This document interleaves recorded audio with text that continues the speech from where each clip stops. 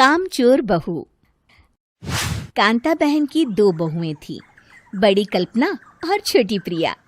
कल्पना का जैसा नाम वैसा ही काम। सारा दिन कल्पनाओं में रहती, ना कोई काम करती ना कोई धाम। अरे कल्पना बहू, जरा अच्छी सी चटनी पीस दे, आज कुछ मजेदार खाने का मन है। पेट में जलन हो जाएगी माँ जी बुढ़ापे में, और वैसे भी मेरा काम करने का वक्त शाम का है, अब प्रिया को ही बोल दो। इतना कहकर कल्पना वहां से चली जाती है। कांता कल्पना के ऐसे रवैये से काफी परेशान रहती हैं।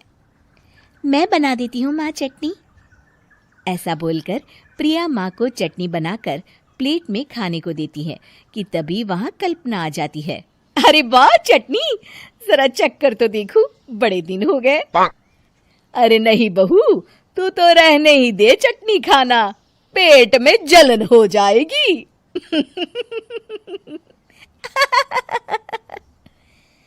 इतना कहकर कांता और प्रिया दोनों हंसने लगते हैं। कल्पना सारा दिन या तो मोबाइल में यूट्यूब देखती या फिर सोती रहती। उसका कमरा भी बिखरा और गंदा रहता। एक दिन कल्पना का पति अशोक उससे कहता है, अरे कल्पना, जानवर भी उस जगह को साफ कर लेता है जहां वो बैठता है, तुम तो इंसान हो, कैसे इतने गंदे कमरे में रह लेती हो? देखो सारा सामान यहाँ वहां बिखरा पड़ा है। ज्यादा अपनी माँ का बोल ना बोलो। हाँ, कमरा तुम्हारा भी तो है, गंदा लग रहा है तो साफ कर लो। पता नहीं तुम्हारे साथ मैं कैसे जिंदगी बिताऊंगा। इतना कहकर अशोक वहां से चला जाता है। कल्पना बस खाना खाने कमरे से बाहर आती और फिर से कमरे में चली जाती। इससे कांता बहन काफी परेशान रहती। एक दिन प्रिया कांता से कहती है, माँ, मैं सारा दिन काम करके थक जाती हूँ, आप कल्पना दीदी से कहिए ना कि सुबह और शाम का काम बांट ले। मैं तो अब सिर्फ एक वक्त का ही काम करूँगी। हाँ। अरे तू वो भी ना करना, एक बहू तो कामचोर थी ही, दूसरी भी आ गई काम ना करने के बहाने लेकर। तभी वहां प्रिया का पति रमेश आ जाता है। माँ, मैं देख रहा हूँ भाभी कोई काम नहीं करती। प्रिया सारा दिन घर और रसोई का काम करती है, अब कुछ करो ना माँ। कांता मन में कुछ सोचती है और कल्पना के पास जाती है। कल्पना फोन पर मेकअप करना देख रही होती है। कल्पना, तुम सारा दिन बस मोबाइल देखती हो, घर का कोई काम भी कर लिया करो। प्रिया सारा दिन काम करके थक जाती है। आज से मैंने फैसला किया है, एक वक्त का काम तुम करोगी, सुबह का खाना तुम बनाओगी और रात का प्रिया। आप लोगों ने काम को हव्वा बना रखा है। अरे पता नहीं थोड़ा सा ज्यादा काम करने में आप लोग घबरा क्यों जाते हैं। और हाँ, बहुत ज्यादा प्रिया की तारीफ मत करिए मेरे सामने, बड़ी बहू तो मैं ही रहूंगी। मैं कुछ नहीं जानती, कल सुबह मुझे वक्त से खाना चाहिए, रसोई में आ जाना, वरना कल से तुझे खाना नहीं मिलेगा। अगली सुबह कल्पना रसोई में नहीं आती है। वो देर से सोकर उठती है और बाहर आकर कहती है,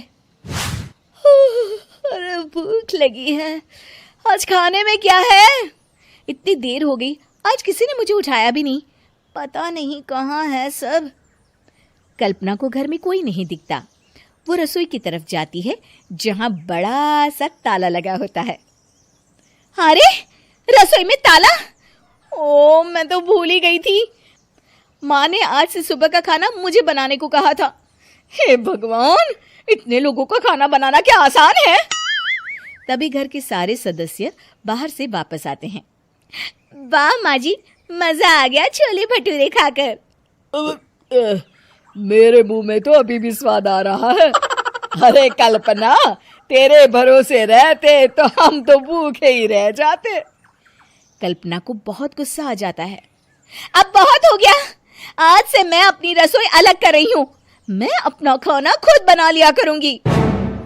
कल्पना अपनी रसोई अलग कर लेती है, पर आए दिन उसका देर से उठना और काम न करने की आदत से वो भूखी ही रह जाती थी। उसी के सामने घर के लोग अच्छे अच्छे पकवान खाते और कामचोर कल्पना को जैसे तैसे ही खाना बनाकर खाना पड़ता। पर एक दिन तो हद ही हो गई। माँ, दीदी आज सुबह से कमरे से बाहर नहीं निकली, हमें जाकर देखना चाहिए।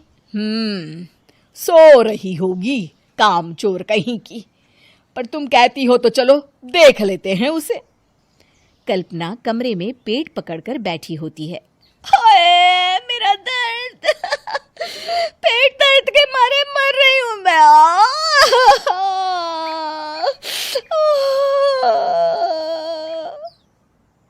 अरे दीदी, क्या हुआ? पेट में दर्द क्यों हो रहा है? डॉक्टर को दिखाया आपने? माँ। कल्पना खड़ी होती है और माँ जी के पास आती है। मुझे माफ कर दीजिए, अब से मैं सारे काम में मदद करूंगी, कभी आलस और काम चोरी नहीं करूंगी। हाँ हाँ, वो तो ठीक है, लेकिन अचानक क्या हो गया जो तू काम करने को तैयार हो गई? कामचोर कल्पना। माँ, लगातार बासी और उल्टा पुल्टा खाना खाने के कारण मेरे पेट में इन्फेक्शन हो गया है। काम न करना पड़े इसलिए मैं 2 दिन का खाना एक दिन ही बना लेती थी। बासी और खराब खाना खाने के कारण लेने के देने पड़ गए। पेट में दर्द हो रहा है। चलो अच्छा हुआ, देर आए दुरुस्त आए।